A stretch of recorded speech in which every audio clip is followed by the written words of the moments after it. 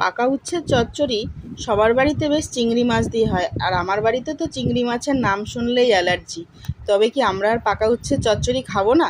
নিশ্চয়ই খাবো। আমরা খাবো রুই মাছের ডিম দিয়ে।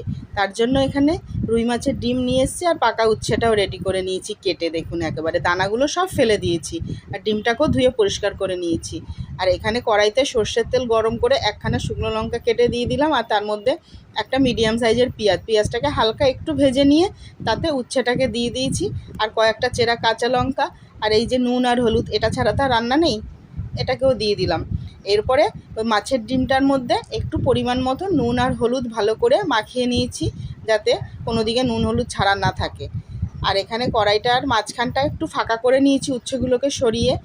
তারপরে হালকা একটু আবারও তেল দিয়েছি মাঝখানে, সেটা গরম হয়ে যেতে ডিমটাকে দিয়ে, ডিমটাকে দেখুন একেবারে খুন্তির সাহায্যে ঝুড়ো ঝুড়ো করে দিয়েছি, যাতে এক জায়গায় গোটা না থাকে, পুরো উচ্ছেটার সাথে ভালোভাবে মিশে যায়। তারপরে এই যে ভেজে ভেজে লাল করে একেবারে নামিয়ে নিলাম। এবার উচ্ছের চচ্চড়িই বলেন বা ভাজা যেটাই বলেন, গরম ভাতে কিন্তু বেশ ভালো লাগে।